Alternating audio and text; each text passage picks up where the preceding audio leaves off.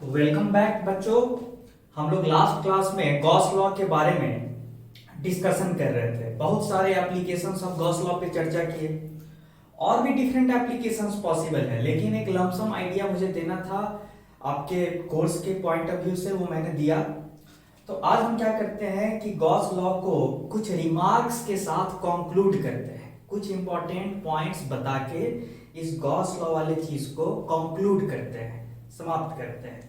ठीक है, फिर समय समय पे मैं आपको डिफरेंट प्रॉब्लम सॉल्विंग टेक्निक्स के बारे में भी बताते रहूंगा। देखिए, पहला कंक्लूडिंग रिमार्क जिसमें मैं चर्चा करना चाहता हूं कि Gauss law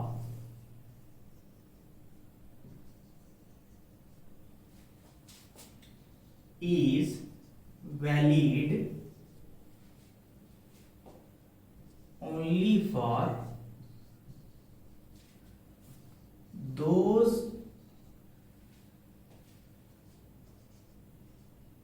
vector functions, generalise कर रहा हूं मैं, ठीक है, which obey inverse square law and whose direction is radially inward or outward. कहने का मतलब क्या है कि अभी आप थोड़ा देर पहले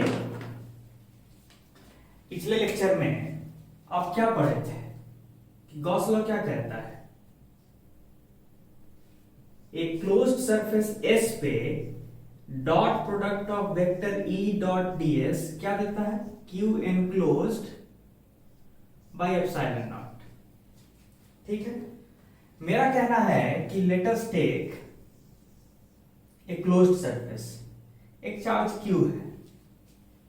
आपको पहले से पता है कि गॉस लॉ जब डिराइव कर रहे थे आप, तो उसमें आप क्या किए थे, लेट अस से यहां पे एक छोटा सा सरफेस लेते हैं, उसका नॉर्मल ये हो गया, और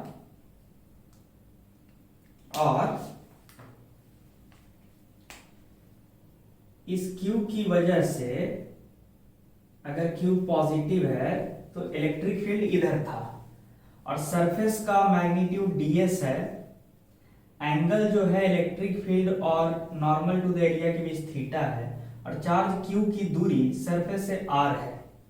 तो आप यहां पे देखिए, आप देखिएगा कि गॉस लॉ डिराइव करते समय आप क्या किए थे, ये वाला क्वांटिटी क्या आने लगा था, फील्ड के बदले लिखे थे KQ by r square ds, और डॉट हटा के क्या किए थे, cos थीटा। मेरा कहना है कि आप इस चीज पे गौर से ध्यान दीजिए कि अगर इलेक्ट्रिक फील्ड या फिर इसको यहां पे आप बोल सकते हैं वेक्टर फंक्शन, अगर ये vector function electric field E inverse square law follow नहीं कर रहा होता, यानी 1/r स्क्वायर के प्रोपोर्शनल नहीं रहा होता, तब आप इसको इस तरह से नहीं ना लिख पाते, इस तरह से KQ ds cos theta by r square.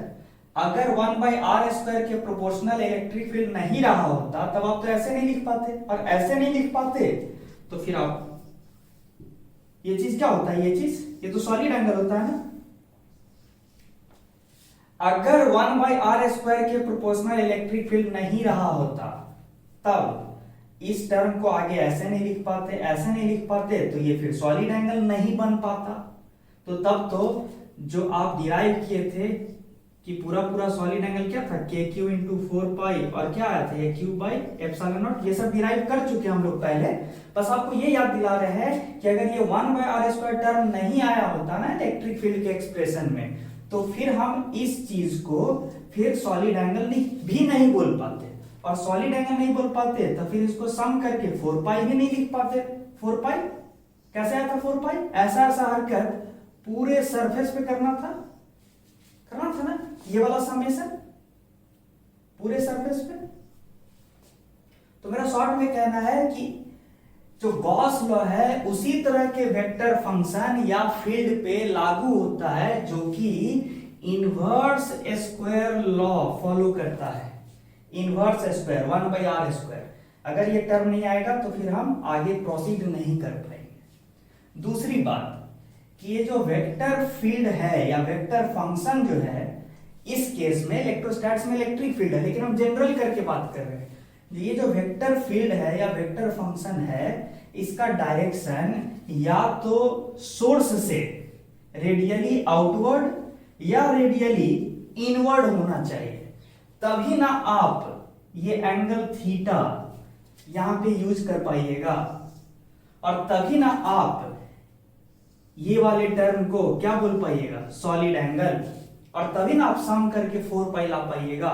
मतलब दोनों चीज होना जरूरी है कि अगर किसी फंक्शन पे, वेक्टर फंक्शन पे गॉस लॉ लगाना चाहते हैं तो दो चीज सेटिस्फाई होना चाहिए कि वेक्टर फंक्शन जो है इनवर्स स्क्वायर लॉ फॉलो करना चाहिए 1/r², और दूसरा कि वो जो वेक्टर है उसका डायरेक्शन सोर्स से रेडियली आउटवर्ड या रेडियली इनवर्ड होना चाहिए।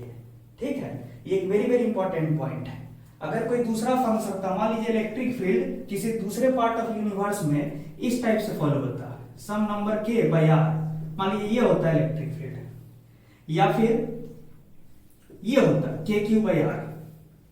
तो अगर ऐसा इलेक्ट्रिक फील्ड रहा होता किसी भी पार्ट ऑफ यूनिवर्स में, एक हाइपोथेटिकल केस, तब गॉस लॉ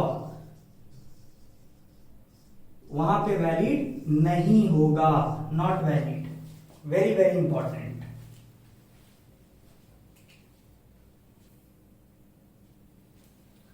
अब दूसरा इंपॉर्टेंट पॉइंट है गॉस लॉ के रिगार्डिंग कि गॉस लॉ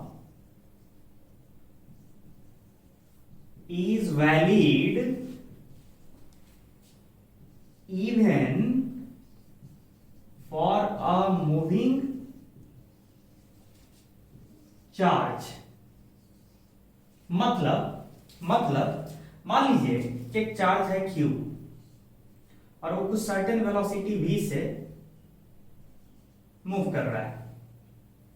मान लीजिए कि इमेजिनरी सा हम सरफेस बना लिया और उससे चार्ज को सराउंड कर दिए, ये क्लोज्ड सरफेस S हो गया। तो मेरा कहना है कि इसकी वजह से जो अब चारों तरफ इलेक्ट्रिक फील्ड होगा वो वैसा नहीं होगा जैसा स्टैटिक चार्ज की वजह से होता था। ठीक है, अगर if V is comparable to a speed of light, ठीक है, then expression for electric field varies from Coulomb's law, but even then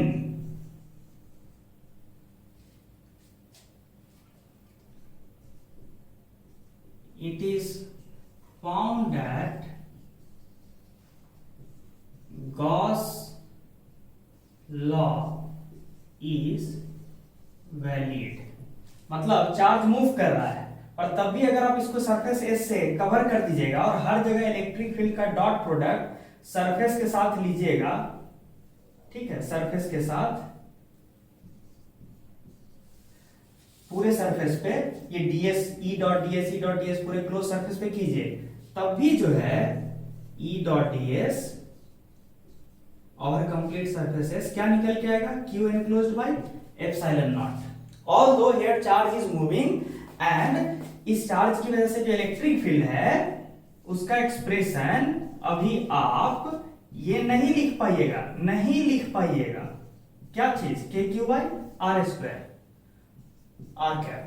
although हम ये फील्ड का एक्सप्रेशन नहीं लिख पाएंगे मूविंग चार्ज की वजह से, ठीक है। Even then Gauss law has been found to be valid, इसका प्रूफ भी है, लेकिन आपके लेवल पे ये प्रूफ नहीं है क्योंकि उसमें थ्योरी ऑफ रिलेटिविटी का थोड़ा सा इस्तेमाल है, ठीक है। मूविंग चार्ज के लिए इलेक्ट्रिक फील्ड लिखा जाता है, फिर ई डॉट डी एस निकाला जाता है, फिर यही निकल जाता है, इसलिए हम बोल रहे हैं कि Gauss law is valid even for a moving charge. ये पॉइंट हम आपको एम्फसाइज कर रहे थे। और इसी को कंक्लूड करते करते एक और बात आपको याद दिला दें कि अगर ये v बहुत छोटा होता है as compare to speed of light, तब even though moving charge moving है, तब भी हम चाहें तो if v is very very less than c, then we can use Coulomb law to write electric field due to moving charge।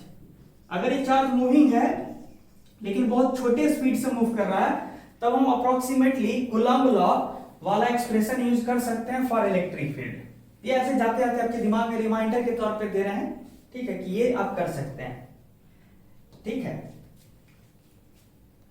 लेकिन ये वाला पॉइंट ऑलवेज वैलिड है कि कितना भी स्पीड से ये मूव करे charge, Gauss law is valid. इसीलिए since Gauss law is valid for both moving charge as well as stationary charge, इसीलिए एक चीज याद रखिएगा कि कुछ लोग ये कमेंट कर देते हैं कि Gauss law is more fundamental, more basic than Coulomb law. क्यों? कूलम्ब लॉ सिर्फ स्टेशनरी चार्ज के लिए वैलिड है, जबकि गॉस लॉ स्टेशनरी मूविंग सभी सारे तरह के चार्जेस के लिए वैलिड है। इसलिए some people argues that Gauss law is more fundamental than Coulomb's law। क्यों? क्योंकि गॉस लॉ मूविंग और स्टेशनरी दोनों चार्ज के लिए वैलिड है, whereas Coulomb's law stationery charge के लिए वैलिड है। तो इस पॉइंट के साथ हम गॉस लॉ को कंक्लूड कर रहे हैं। आगे भी समय समय पे इसके बारे में चर्चा होगा, लेकिन अभी के लिए ये मोर देन सफिशिएंट है, ठीक है। अगले टॉपिक पे पढ़ेंगे।